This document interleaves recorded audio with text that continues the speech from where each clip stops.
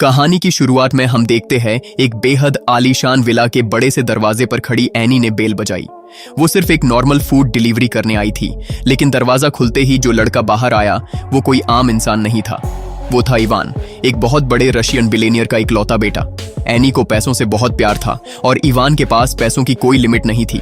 जब इवान ने एनी की डिलीवरी सर्विस और उसका कॉन्फिडेंस देखा तो वो उससे काफी इम्प्रेस हो गया। अब यहाँ हम देखते हैं कि इवान उसे एक बहुत ही क्रेजी ऑफर देता है। वो कहता है कि अगर वो एक हफ्ते तक उसके साथ उसकी पर्सनल कंपेनियन बनकर रहेगी तो वो उसे $1 लाख देगा। एनी तुरंत दिमाग लगाती है और $1.5 लाख कैश की डिमांड करती है। डील डन हो जाती है। एनी तुरंत अपने क्लब के बॉस से छुट्टी लेती है, अपना बोरिंग सा अपार्टमेंट छोड़ती है और इवान के साथ उसकी लग्जरी लाइफ का हिस्सा बन जाती है। अब शुरू होती है उनकी वाइल्ड लाइफ। प्राइवेट जेट से लास वेगास जाना, कैसीनो में अंधाधुंध पैसे उड़ाना और फुल ऑन पार्टी करना। लेकिन हर अच्छी चीज के पीछे एक मकसद होता है। एक्चुअली इवान अपने परिवार के स्ट्रिक्ट कंट्रोल से बहुत परेशान था। उसे बस किसी भी तरह अमेरिका का ग्रीन कार्ड चाहिए था ताकि वो अपनी मर्जी की जिंदगी जी सके। और ग्रीन कार्ड पाने का सबसे आसान तरीका था किसी अमेरिकन लड़की से शादी करना।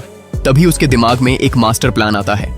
वो मजाक मजाक में एनी को शादी के लिए प्रपोज कर देता है।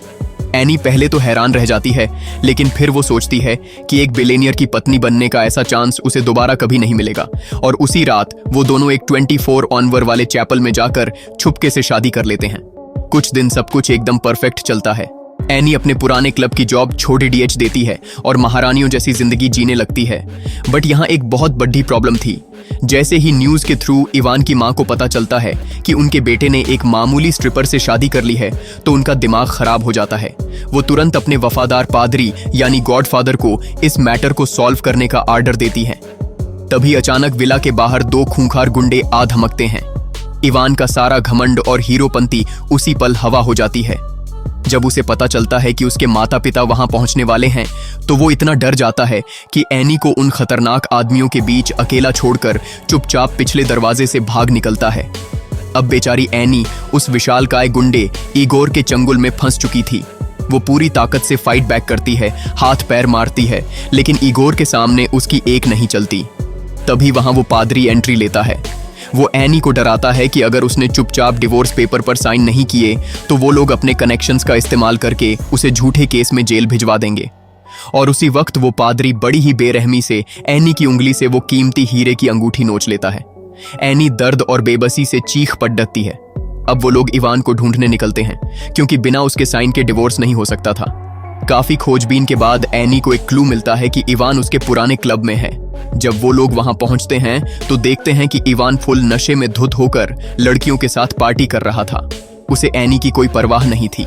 एनी किसी तरह उसे घसीटते हुए कोर्ट ले जाती है, लेकिन कोर्ट रूम में एक बहुत बड़ा ट्विस्ट आ जाता है। वकील बताता है कि क्योंकि इनकी शादी वेगास में हुई थी, इसलिए ये डिवोर्स भी सिर्फ वेगास के कोर्ट में ही हो सकता है। ये सुनकर पादरी को बहुत बड़ा शॉक लगता है। अगले ही दिन इवान की घमंडी माँ अपने प्राइवेट जेट से न्यूयॉर्क लैंड करती है। उनका एटीट्यूड देखकर ही एनी समझ जाती है कि अब उसका गेम ओवर है। इवान, जो अब तक नशे का नाटक कर रहा था, अपनी माँ को देखते ही सीधा हो जाता है और बिना कोई बहस किए डिवोर्स के लिए मान जाता है। एनी अंदर से पूरी तरह टूट चुकी थी। उसे प्यार से ज्यादा पैसों की उम्मीद थी, मगर बिना प्रीनअप एग्रीमेंट के उसे एक फूटी कौड़ी भी नहीं मिलने वाली थी। लेकिन जाते जाते एनी ने भी हार नहीं मानी। उसने इवान की माँ की आंखों में आंखें डालकर कहा कि तुम्हारे बेटे ने सिर्फ तुम्हें नीचा दिखाने के लिए मुझसे शादी की थी। पूरे तरीके से बेइज्जत होने के बाद जब एनी वापस अपने पुराने टूटे फूटे अपार्टमेंट लौट रही होती है तो सीन में एक बहुत ही अनएक्सपेक्टेड चीज होती है।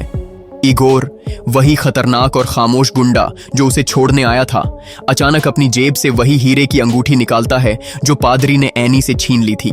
वो उसे वो अंगूठी वापस कर देता है। असल में इन सारे रईस और मतलबी लोगों के बीच इगोर ही वो इकलौता इंसान था जिसने एनी की हिम्मत की इज्जत की थी और उसे सपोर्ट किया था। एनी ये देखकर बहुत इमोशनल हो जाती है और वो इगोर के गले लग जाती है। जैसे ही वो इगोर अपनी फीलिंग्स को रोक नहीं पाता और एनी को किस करने के लिए आगे बढ़ता है, एनी अचानक फूट फूट कर रोने लगती है। अब यहाँ हम देखते हैं कि इस पूरी कहानी के पीछे का असली सच क्या है। एनी का असली नाम दरअसल अनोरा है। अमेरिका आने के बाद अपनी रशियन आइडेंटिटी छुपाने के लिए उसने ना सिर्फ अपना नाम बदल लिया था बल्कि रशियन भाषा बोलना ही छोड़ दिया था। अपनी नाइट क्लब की जॉब के दौरान जब वो इवान नाम के एक बहुत ही अमीर और बिगधैल लड़ेचके से मिली तो उसे लगा कि उसकी लाइफ पूरी तरह से सेट हो गई है। शुरुआत में इवान के फेवर और उसके पैसों को देखकर एनी को यह गलतफहमी हो गई थी कि वो अब एक हाई क्लास में एंट्री ले चुकी है और अपनी किस्मत बदल चुकी है। लेकिन जब ये पैसों का और झूठे प्यार का पर्दा हटता है तो बहुत ही भयानक रियलिटी सामने आती है, क्योंकि इस दुनिया की कड़वी सच्चाई यही है कि सिर्फ आपके इमोशंस और स्ट्रगल के दम पर आप पैसे, पावर और खानदान की उन मजबूत दीवारों को कभी नहीं तोड़ सकते जो बरसों से बनी हैं। और सबसे बड़ी प्रॉब्लम तो खुद इवान था। वो अपने पेरेंट्स के कंट्रोल से आजाद तो होना चाहता था, लेकिन उसके अंदर ना तो कोई हिम्मत थी और ना ही अकेले सरवाइव करने की ताकत। वो बस दो अलग दुनिया के बीच फंसा हुआ एक डरपोक इंसान निकला जो वक्त आने पर दुम दबाकर भाग गया। दूसरी तरफ एनी बहुत ही स्ट्रांग थी, उसके कुछ सपने थे, मगर यहाँ एक और प्रॉब्लम थी। हम देखते हैं कि एनी के अंदर भी बाकी दुनिया की तरह एक अजीब सी बायसनेस और पैसों का लालच था। जैसे इवान की फैमिली के लिए एनी की कोई औकात नहीं थी, ठीक वैसे ही एनी की नजरों में भी एक गरीब इगोर की सच्ची केयर की कोई वैल्यू नहीं थी। जब पैसों वाला इवान उसे हवस भरी नजरों से देखता था तो एनी को वो सच्चा प्यार लगता था, मगर जब गरीब इगोर उसे पूरी ईमानदारी और रिस्पेक्ट से देखता तो वो उसे एक गुंडा समझती थी। इंसान की फितरत ही ऐसी है यार। हम सब एक अच्छी लाइफ के पीछे भागते हैं और इसमें कुछ गलत भी नहीं है, मगर हकीकत बहुत बेरहम होती है। आप चाहे कितना भी हाथ पैर मार लो, अपना सिर दीवारों पर फोड़ लो, लेकिन एंड में आप खुद को उसी जगह फंसा हुआ पाते हो जहां से आपने शुरुआत की थी, बिना किसी उम्मीद के टड्डे पते हुए। दोस्तों, अगर आपको इस मूवी की ये कड़वी सच्चाई और एक्सप्लेनेशन दिल से फील हुई हो तो यार बिना सोचे इस वीडियो को लाइक कर देना और चैनल को सब्सक्राइब करना बिल्कुल मत भूलना। मिलते हैं आपसे अगली ऐसी ही एक ढांसू कहानी के साथ।